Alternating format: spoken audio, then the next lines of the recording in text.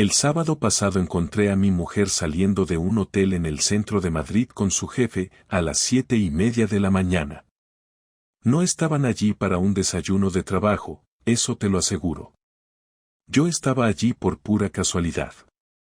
Mi primo Oscar, el mayor cabrón que conozco pero también el más fiel, había pasado la noche detenido por una pelea en un bar de Malasaña. Me llamó a las 6:00 desde la comisaría, pidiéndome que lo recogiera porque su novia se había negado a ir. Me vestí con lo primero que encontré, todavía medio dormido, y cogí el coche sin pensar demasiado. Cuando pasábamos por la Gran Vía de vuelta, él me pidió que parara en un bar para tomar un café. El bar estaba cerrado, pero justo al lado, en la entrada de un hotel bastante discreto, ni lujoso ni cutre, uno de esos donde vas y no quieres que nadie te vea, estaban saliendo dos personas. Al principio no reconocí a ninguno. Iban rápido, riéndose de algo, medio tapados con las chaquetas. Pero cuando ella se giró para besarle en la mejilla y pedirle un taxi, la reconocí. Era Laura. Mi mujer. Me quedé quieto, como si me hubieran golpeado en la cara. Oscar se dio cuenta enseguida. Tío, ¿qué pasa? ¿Estás bien? Yo no respondí. Simplemente le señalé con la cabeza. Él siguió mi mirada y también la vio. Se quedó en silencio, tragó saliva, y me dijo en voz baja, ese no es el tipo del coche negro que siempre la espera fuera del curro. No lo sé. No lo sabía entonces. Pero en ese momento, algo dentro de mí se rompió. No hice una escena, no salí del coche a gritarle, no le lancé el móvil como hacen en las películas. Solo encendí el motor y seguí conduciendo. Así empezó todo. Y desde ese momento, supe que nada volvería a ser igual. No fui a casa directamente. Dejé a Oscar en su piso, sin decir una palabra más durante el resto del trayecto, y me fui a dar vueltas por la ciudad como un gilipollas. Era temprano, Madrid todavía no se había despertado del todo, pero yo ya llevaba encima la peor resaca emocional de mi vida. Intenté no pensar en ello, no sacar conclusiones apresuradas, pero las imágenes me venían una y otra vez. Ella saliendo de ese hotel con su jefe. Riéndose. Tocándole el brazo. Besándole en la mejilla. No eran compañeros de trabajo saliendo de una reunión. No eran amigos. No eran inocentes. Aparqué cerca del Retiro, me compré un café que ni siquiera me bebí, y me senté en el coche sin moverme. No sabía qué hacer, si volver a casa y hacerme el tonto o enfrentarla directamente. No soy un tipo impulsivo, siempre he intentado llevar las cosas con calma, pero en ese momento me ardía la cara de rabia. Lo que más me jodía no era la infidelidad en sí, era el descaro, la tranquilidad con la que salía del hotel, como si fuera algo normal. Como si no tuviera una familia esperándola. Como si todo lo que teníamos fuera una broma para ella. Cuando por fin volví a casa, eran casi las 9. Los niños todavía dormían. Entré en silencio, con el corazón latiéndome en las sienes. Laura estaba en la cocina, vestida con ropa deportiva, como si hubiera salido a correr. El pelo en coleta, el mismo abrigo que llevaba al salir del hotel, pero sin rastro de que hubiera pasado la noche fuera. Me miró con cara de sorpresa. ¿Dónde has estado? Me preguntó, sonriendo como si nada. No respondí. La observé con atención, y ahí noté los detalles. No tenía ojeras, pero sí ese brillo raro en los ojos que no es de cansancio, sino de culpa. Y aunque intentó disimularlo, se notaba que no esperaba verme tan temprano.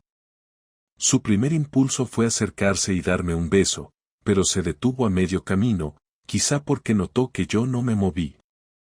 ¿Y tú? Le dije. ¿Ya volviste de correr? Sí, hace nada. Fui al parque un rato, necesitaba despejarme. ¿Al Retiro? No, al de aquí cerca, dijo, sin dudar. Ahí lo supe. Era mentira. Yo acababa de estar en ese parque, no había nadie corriendo, y mucho menos ella. Pero no dije nada. Todavía no. Solo asentí y subí a ducharme, aunque no me hacía falta. Quería pensar, ordenar mis ideas, decidir cómo iba a manejarlo. Sabía que no podía explotar frente a los niños. No podía convertir nuestra casa en un campo de batalla todavía. Pero necesitaba entender. Necesitaba saber desde cuando me veía la cara. Durante el resto del fin de semana me comporté de manera normal. Jugamos con los niños, hicimos la compra, vimos una peli en familia. Ella actuó como si todo estuviera bien, como si no tuviera nada que ocultar. Y eso, joder, eso me hervía por dentro. ¿Cómo podía tener tanta sangre fría? ¿Cómo podía mirarme a los ojos y sonreírme después de acostarse con otro? El lunes, cuando se fue a trabajar, llamé a Oscar. Le pedí que viniera a casa. Le conté todo lo que había pasado. No me miró con pena ni me soltó frases baratas. Solo me dijo lo que yo ya sabía, necesitaba pruebas. Pruebas claras, sólidas. No bastaba con lo que había visto. Si quería confrontarla y salir bien parado, tenía que saber exactamente con quién, desde cuándo y cuánto tiempo llevaba esa mierda. Fue él quien sugirió que siguiéramos sus movimientos. Él conocía a un tipo que trabajaba en seguridad privada y hacía trabajos de seguimiento. No era barato, pero valía cada euro si eso me daba la verdad. En menos de un día teníamos al tipo en marcha. Un coche discreto, cámara, grabadora. Todo legal, nada de películas. Esa misma semana, el miércoles, recibí el primer informe. La había seguido hasta un restaurante en la zona de Chamartín.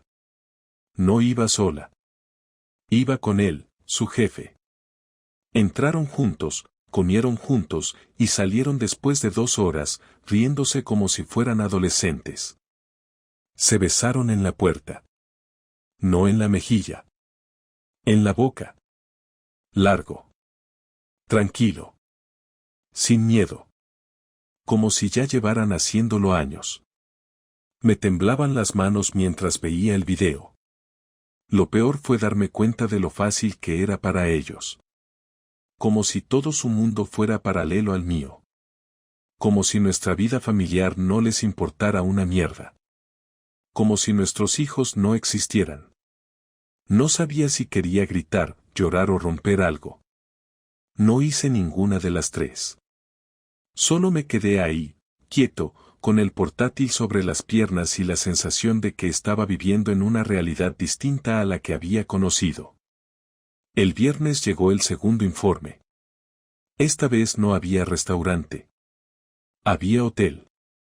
Uno diferente al del sábado. El mismo coche negro. Entraron a las 5 y salieron pasadas las 8. 3 horas. 3 horas en las que yo estaba en casa ayudando a Alba con sus deberes y preparando la cena. 3 horas en las que ella estaba follando con su jefe. Y entonces entendí que esto no era una aventura puntual. No era un desliz. Era algo sostenido. Planeado. Se veían con frecuencia, sin apuros, sin miedo. Lo hacían mientras yo cuidaba de la casa, de los niños, de ella. Lo hacían con la seguridad de quien cree que nunca será descubierto. Eso fue lo que más me dolió. La certeza de que ella ya no me respetaba en lo más mínimo. No solo me estaba traicionando, me estaba humillando.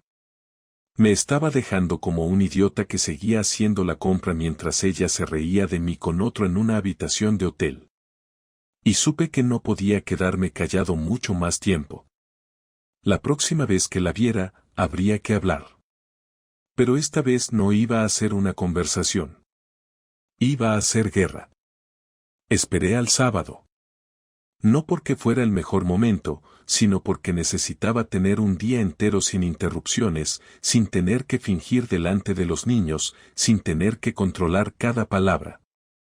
Me levanté temprano, hice el desayuno como siempre y actué con total normalidad. Ella bajó en pijama, sonriendo, y se sentó frente a mí como si la semana anterior no hubiera existido. Me preguntó si pensaba llevar a Iván al fútbol, si podíamos hacer algo con los niños por la tarde, y luego empezó a hablar de que quería cambiar las cortinas del salón. Yo la escuchaba y pensaba en lo que tenía guardado en el ordenador. En los vídeos. En las fotos.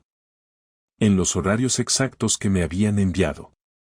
En su cara mientras decía que solo había tenido una semana pesada en el trabajo. Cuando los niños terminaron de desayunar, les dije que íbamos a llevarlos al parque de atracciones con su tía Carmen, que los vendría a recoger en una hora. Laura puso cara de sorpresa, pero no preguntó mucho. Le dije que necesitábamos hablar, que no era nada grave, que solo quería estar a solas con ella. Accedió sin más. Carmen llegó puntual y los chicos se fueron encantados. Cuando cerré la puerta, me quedé parado unos segundos, respirando hondo. Laura estaba en el salón, recogiendo las tazas del desayuno, sin saber lo que le venía encima. Fui directo al ordenador. Lo encendí, abrí la carpeta con el nombre más discreto del mundo, y proyecté el video en la televisión. Ella tardó unos segundos en mirar, pensó que iba a poner una peli o algo así. Pero cuando vio su cara en la pantalla, su cuerpo entrando a un hotel con otro hombre, su mano agarrada a la de él, su expresión de complicidad, lo entendió todo. No dijo nada. No hizo el clásico "no es lo que parece". No se tiró al suelo a llorar. No gritó. Se quedó inmóvil, con los ojos clavados en la pantalla, y luego giró la cabeza lentamente hacia mí. Yo estaba de pie, frente al televisor, con los brazos cruzados. No me moví, no dije nada todavía. ¿Desde cuándo lo sabes? Fue lo primero que dijo.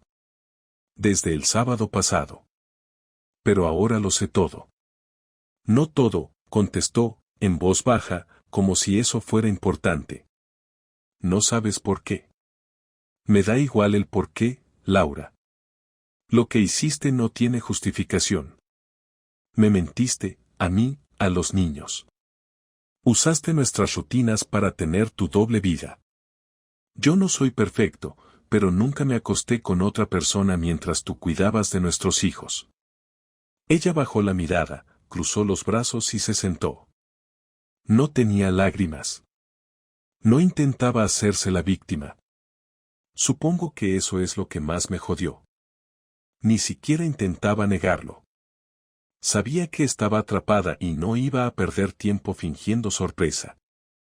Me miró de nuevo y habló con una calma que me puso de los nervios. Empezó hace unos meses. Al principio fue solo hablar. Me sentía sola, desconectada. Tú estabas siempre pendiente del trabajo, de los niños, de todo menos de mí. Y él, se detuvo, como si decir su nombre fuera algo que todavía le pesara. Él me escuchaba, me hacía sentir vista. ¿Te hacía sentir vista en una cama de hotel? No me faltes al respeto, dijo, levantando un poco la voz. Ya sé lo que hice. No vengo a pedirte que lo entiendas, pero no me hables como si yo fuera basura. Tú sola te pusiste en esa posición, Laura. Te vi salir de un hotel con tu jefe a las 7 de la mañana. Me mentiste en la cara cuando te pregunté si habías salido a correr. Me trataste como a un idiota, y encima ahora quieres respeto. No fue premeditado, dijo, mirando al suelo. Se fue dando poco a poco. Yo tampoco pensé que pasaría, pero pasó. Y ahora ya está. ¿Sigues viéndolo?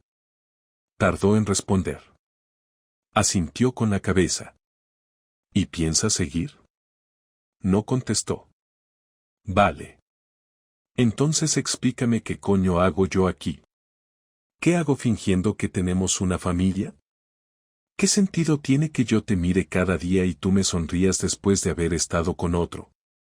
Porque quiero que esto funcione, pero no sé cómo volver atrás. No puedes volver atrás. No después de todo lo que hiciste. Lo que tú llamas error es una decisión repetida. No me fallaste una vez. Lo hiciste muchas. Cada cita, cada noche, cada mensaje. Todo fue una elección. Tú decidiste destruir esto. No quiero divorciarme, dijo, mirándome directamente por primera vez en toda la conversación. Pues haberlo pensado antes de acostarte con otro hombre. Marcos, tenemos una familia. Tenemos hijos. Precisamente por eso. Porque tenemos hijos. No quiero que crezcan viendo cómo su padre se traga el orgullo y vive con alguien que lo traicionó. No quiero ser ese ejemplo. Laura se levantó, vino hacia mí, intentó tocarme el brazo. Me aparté. No lo hagas, le dije. No me toques. Sé que estás dolido, y tienes todo el derecho. Pero aún podemos arreglar esto. No, Laura. Ya no.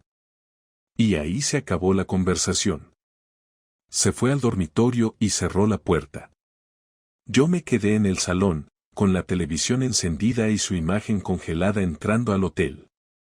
Me senté, miré esa imagen durante minutos, y me di cuenta de que la parte más difícil no era el engaño. Lo más difícil era aceptar que la persona con la que habías compartido más de 10 años podía hacerte eso sin pestañear. Esa noche no dormí en casa. Salí sin decir nada, cogí el coche y manejé sin rumbo. Porque aunque la conversación había terminado, la guerra apenas había empezado. Esa noche dormí en casa de Oscar. No fue una conversación agradable. Él no es de los que preguntan cómo estás o te ofrecen pañuelos. Me sirvió una cerveza y me dijo que lo había visto venir. Según él, Laura llevaba tiempo actuando como alguien que se cree más lista que todos. Me molestó escucharlo, porque en el fondo tenía razón y no quería admitirlo. Yo también había notado cosas, pero preferí mirar a otro lado para no romper lo que teníamos. Me dijo que lo pensara bien antes de tomar decisiones impulsivas, pero también me dejó claro que si necesitaba hacer algo para recuperar mi dignidad, él me iba a ayudar. Y esa frase me hizo ruido en la cabeza durante horas, como si fuera una orden. Pasé el domingo fuera. No quise ver a Laura, ni contestar sus mensajes. Me limité a mandarle un audio diciendo que no quería hablar hasta el lunes, que los niños estarían bien y que no se preocupara por nada. No me contestó. Seguramente entendía que no tenía nada que decir. Pero yo sí tenía algo que planear. Y no era una conversación. Era otra cosa. El lunes por la mañana fui a casa cuando sabía que ella ya se habría ido al trabajo. Hice lo mismo que ella, actué sin miedo. Me metí en nuestra habitación y empecé a revisar todo. Cajones, armario, escritorio. No buscaba pruebas, ya tenía las suficientes. Buscaba algo más útil, cosas que me sirvieran para lo que venía. Encontré un par de cartas guardadas en una caja de zapatos, escritas a mano, por él. No hablaban de sexo, no daban detalles, pero eran lo bastante comprometedoras como para dejar clara la relación. Las guardé. Revisé su portátil. No tenía contraseña. Estaba lleno de correos entre ellos, muchos enviados desde su cuenta personal, lo cual me venía de perlas. Me los reenvié todos. Luego entré en la nube de su móvil desde mi cuenta. No cambió la contraseña desde que lo configuramos juntos. Había fotos. No muchas, pero sí lo suficiente para dejar claro lo que hacían juntos. Una en una terraza de hotel, otra en su coche, una tercera en la playa. Todo perfectamente fechado. Guardé una copia y cerré todo. No me bastaba con eso. Quería que sintiera lo mismo que yo. Vergüenza, rabia, humillación. No solo quería irme y dejarla, quería que le doliera. Así que hice lo que sabía que la iba a destrozar. El martes por la mañana fui al colegio a hablar con la directora. Le pedí una cita con la excusa de temas personales familiares. Me senté con ella y, con toda la frialdad del mundo, le conté que Laura y yo estábamos en proceso de separación y que la razón era una infidelidad prolongada con su jefe, quien además estaba casado y tenía una posición pública importante. Le dije que no quería perjudicar a nadie, pero que necesitaba asegurarme de que los niños estuvieran bien atendidos emocionalmente en este proceso. Le entregué una carta explicando mi versión y le pedí que la conservara por si en algún momento Laura intentaba manipular la situación. La directora, muy incómoda, dijo que entendía mi preocupación. Lo dejé ahí, sin exagerar. No era para protegerme, era para dejar la semilla de duda sembrada. Ese mismo día me reuní con un abogado. Uno bueno. Uno de esos que tiene cara de que no le tiembla el pulso cuando arruina a alguien. Le enseñé todo, vídeos, fotos, correos, cartas. Me dijo que con eso tenía ventaja en un proceso de custodia y que si jugábamos bien las cartas, podría quedarme en casa con los niños y evitar pagarle ni un euro a ella. Le dije que eso era exactamente lo que quería. No solo irme, sino llevarme todo lo que le importaba. El miércoles, hice la jugada final. Esperé a que ella llegara a casa. Me senté en la cocina y la esperé tranquilo. Cuando abrió la puerta y me vio ahí, se quedó un segundo sin moverse. ¿Qué haces aquí? Tranquila, no vengo a hablar, dije, sin levantar la voz. Vengo a entregarte esto. Saqué un sobre y se lo puse delante. Dentro estaban los papeles del divorcio, una lista de mis condiciones y una copia de las pruebas. La miré fijo, sin pestañear. Quiero que firmes esto. Tienes una semana. Si no, lo presento directamente en el juzgado. ¿Estás loco? Preguntó, abriendo el sobre. No. Solo estoy devolviéndote el favor. Tú decidiste esto. Yo solo estoy terminando lo que empezaste. No puedes obligarme a firmar nada. Tú tampoco podías acostarte con tu jefe mientras yo cuidaba de nuestros hijos. Y lo hiciste. ¿Qué esperas lograr con esto? ¿Vengarte? No. Quiero que te quedes con lo que mereces. Nada. Ella se quedó en silencio. No lloró, no suplicó. Solo se levantó y se fue al dormitorio. Yo me quedé un rato más en la cocina, cené solo y después salí. No dije nada más. El viernes recibí una llamada de su abogado. Quería negociar. Me reí. Le dije que ya habíamos terminado de negociar. Que o firmaba lo que había propuesto o nos veríamos en el juzgado. El lunes siguiente, su firma estaba en los papeles. Esa fue mi venganza. No un escándalo. No violencia. Solo justicia. Fría, directa y limpia. La semana siguiente fue extraña. No porque hubiésemos discutido o porque todo se volviera violento, sino porque el silencio entre nosotros era tan denso que hasta los niños lo notaron. Ellos seguían con sus rutinas, pero algo en su manera de mirarnos a los dos decía que sabían que algo andaba mal. Laura se movía por la casa como si fuera una invitada temporal. Apenas hablaba, evitaba coincidir conmigo en la cocina, bajaba la mirada cada vez que pasábamos cerca. No discutimos. No hicimos escenas. Pero el ambiente estaba cargado de algo que no hacía falta nombrar para que se entendiera. Yo estaba decidido.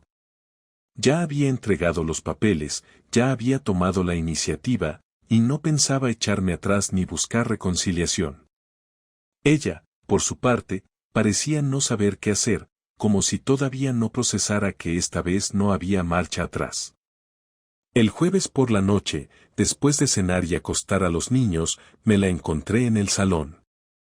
Estaba sentada en el sofá, sin televisión, sin móvil, sin nada en las manos. Solo mirando hacia adelante. Pasé de largo, iba a subir a mi habitación, pero me detuvo con un gesto. ¿Podemos hablar? No respondí de inmediato. Me quedé de pie, dudando si valía la pena. Finalmente asentí y me senté en la butaca frente a ella, sin cruzar los brazos, sin poner barreras. No era una conversación para pelear, lo noté enseguida. Era otra cosa. No quiero justificar lo que hice. No puedo, empezó ella, con un tono que no le había escuchado en días.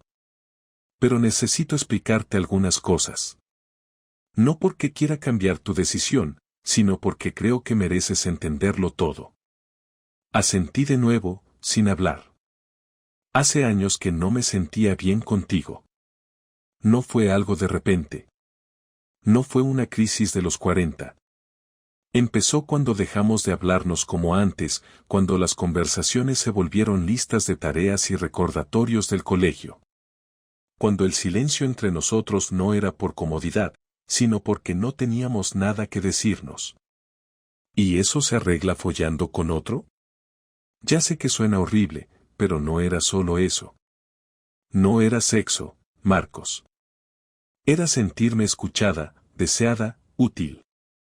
Con él podía hablar sin sentirme ignorada. No estoy diciendo que tú tuvieras la culpa, pero sí que nos perdimos los dos en la rutina. Yo tomé una decisión equivocada, sí. Pero fue después de años sintiéndome invisible. Y en vez de hablarlo, ¿decidiste acostarte con tu jefe? ¿Eso te hizo sentir menos invisible? No fue así desde el principio. Fue algo que fue creciendo, como una vía de escape. No me di cuenta de lo que había perdido contigo hasta que te vi en el salón, con el video en la tele. Y ya era tarde.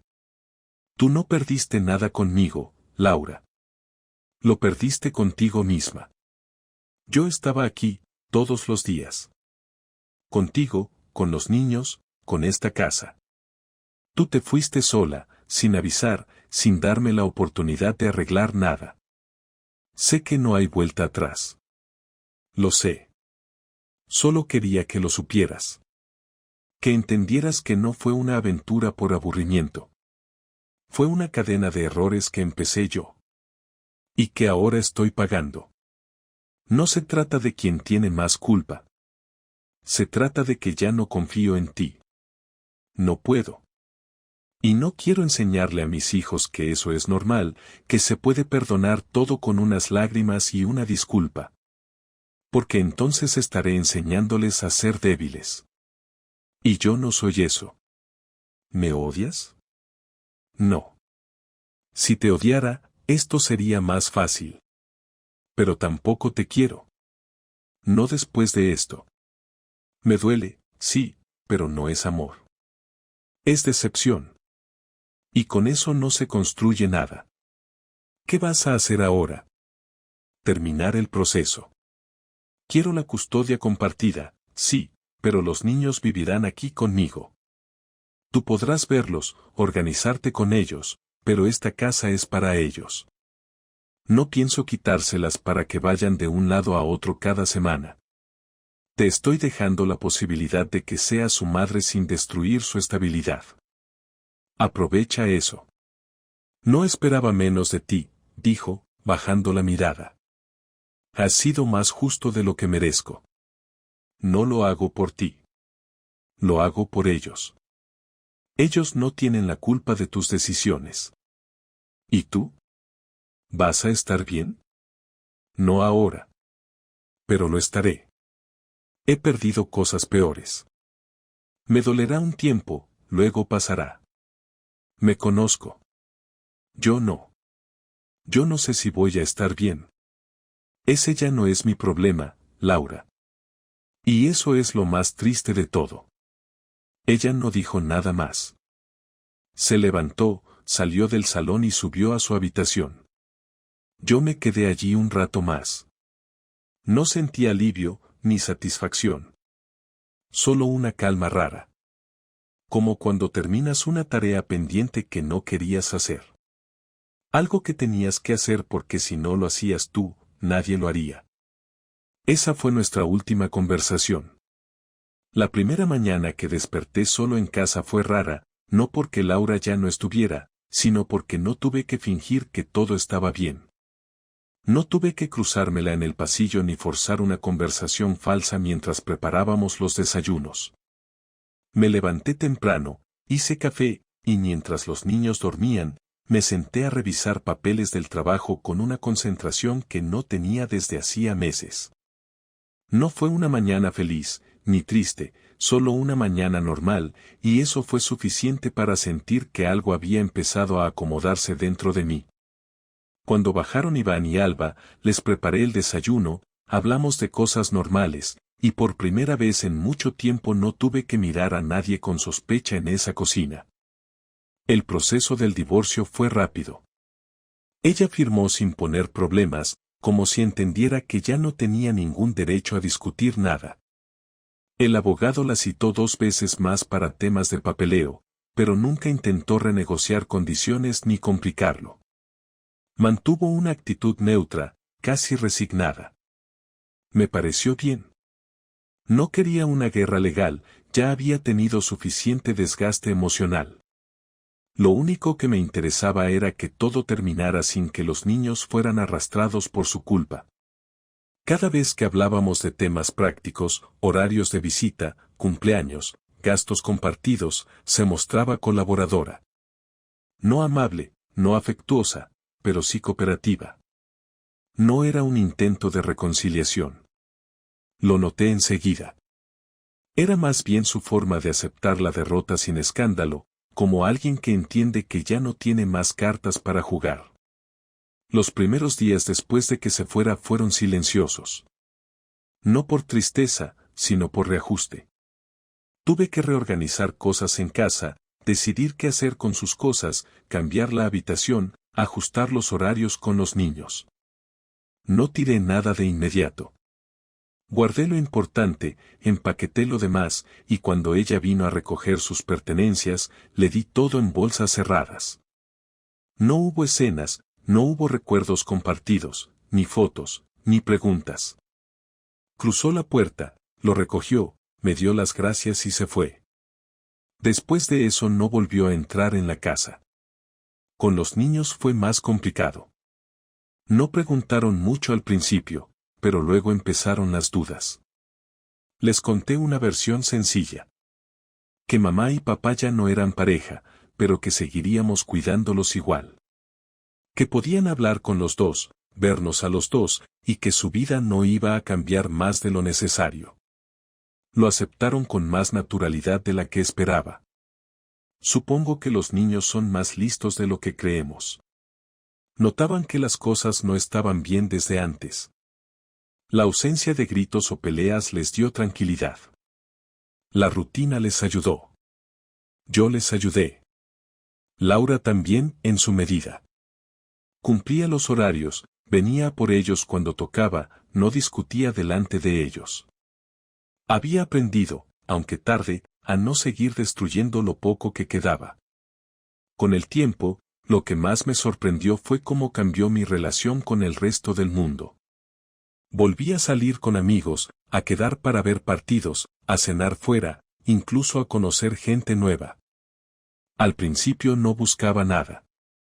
No tenía ganas de una relación, ni de empezar de cero. Pero me sirvió para recuperar algo que había perdido, la sensación de que mi vida no giraba en torno a alguien que me estaba engañando. Podía hablar sin medir cada palabra, podía reírme sin pensar que al volver a casa encontraría otra mentira más. Me costó acostumbrarme a no tener que desconfiar de cada gesto, pero fue liberador.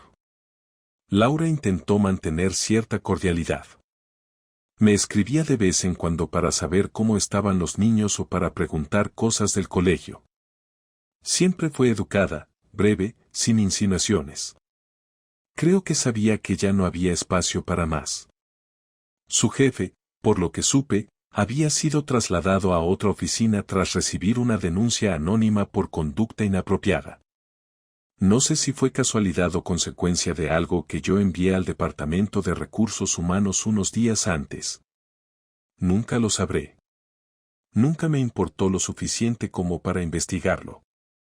Me bastó con saber que ya no lo veía todos los días. Después de eso, dejó de trabajar allí. Cambió de empresa, cambió de barrio, y empezó otra vida lejos de mí. Mejor para todos. Han pasado algunos meses y la casa se siente diferente. No vacía, sino limpia. No hay mentiras colgando del techo, ni silencios incómodos entre desayuno y cena. A veces echo de menos ciertas cosas, pero no a ella. Echo de menos la sensación de tener una familia entera, no rota. Pero lo que teníamos era solo una imagen, no una realidad. Ahora al menos sé con quién convivo. Con mis hijos. Conmigo mismo. Y eso es suficiente. No sé si volveré a enamorarme. No lo estoy buscando. Pero sé que no quiero repetir lo mismo. No quiero darlo todo por alguien que no sabe cuidar nada.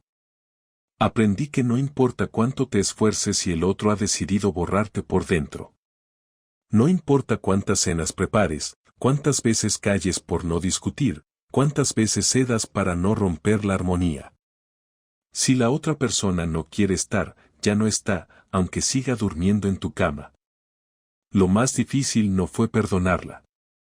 Lo más difícil fue aceptar que había vivido con una desconocida y que no lo quise ver. Ahora lo veo claro. Y eso me basta para seguir adelante sin miedo. Así terminó mi historia. No con reconciliaciones, no con segundas oportunidades, no con frases profundas. Solo con una puerta cerrándose y otra abriéndose, una que por fin puedo cruzar sin arrastrar el peso de una mentira ajena. Y aunque no tengo claro qué viene ahora, por primera vez en mucho tiempo, no me importa. Porque lo que venga será mío. Solo mío. Y eso es lo único que necesito.